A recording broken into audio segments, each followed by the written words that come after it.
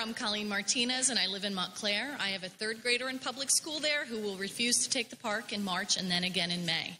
My child will not refuse the teacher-developed tests that she is assigned on a regular basis, but she will refuse the park. I'm here to share my concerns about the upcoming rollout of the PARCC test. Some of these thoughts I shared with you in a letter on December 5th, and I haven't heard back from you. I understand that you may have been too busy to read it and respond, so that's why I'm here today. I hope that my feedback as an educator, mental health professional, and parent is helpful to you. I decided to take a practice PARCC test in October, and I went into it with an open mind. I've taken many standardized tests before, and I turned out okay. But having concerns about the Common Core, I thought I should know what my third grader would be facing in the spring. Being aware that many subject matter and education experts from the original work groups did not have the opportunity to review and approve the Common Core, I have concerns that the standards are not developmentally appropriate. For example, I work with a child who just turned 3. He doesn't know how to stack blocks yet, but on his IEP, he's mandated to work toward opening and closing an internet browser.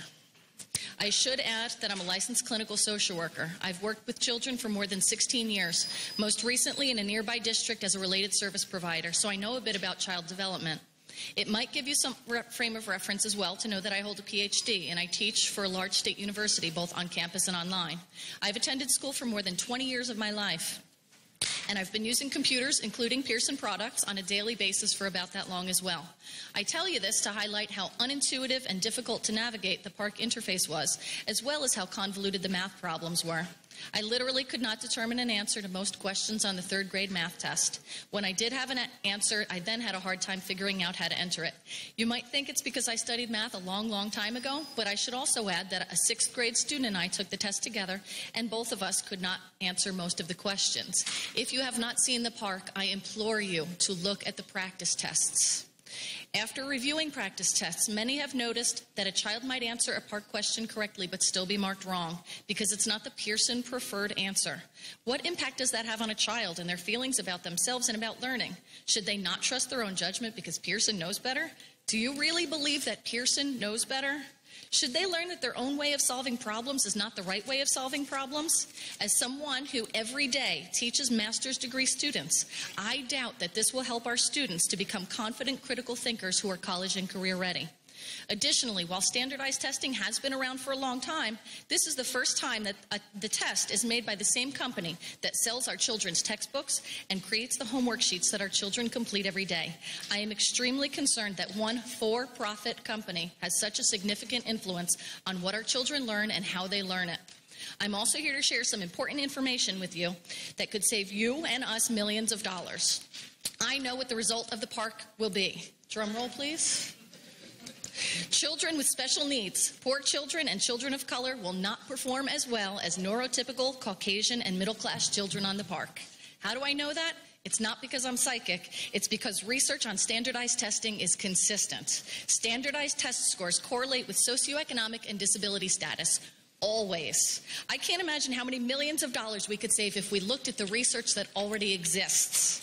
I wish I could quantify how many millions of dollars are being spent in my district alone on PARCC preparation. Computers, wireless internet, software, Pearson textbooks and worksheets, hours of our children's lives, my child's life. I can't help but think about those resources and how they could be spent on hiring teachers, reducing class sizes, and other evidence-based, data-based ways of improving academic achievement. I'd also like to make you aware that since I last sent my letter to you in December, the state of Mississippi, a founding member of PARCC, has pulled out of PARCC. This so-called consortium now includes less than 1/4 of the United States of America. Also, the city of Chicago has decided to only administer the PARCC to 10% of their students, and they're considering this first year of testing an expanded pilot. Finally, as someone who earned a PhD from and teaches at a Research One university, I'd like to clarify some misinformation that has been shared in the community. We critics of PARCC are not afraid of rigor. As a researcher, there are a few important concepts that I value, including rigor and validity.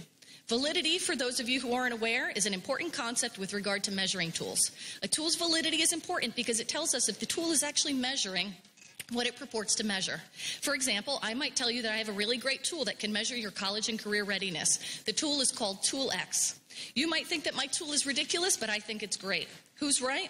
Does my tool actually measure Readiness for career and college? We don't know until we do the research. Rigorous researchers spend many years consulting with experts, designing tools, trying them out, and testing them against other established tools. This is how we determine the validity of a tool.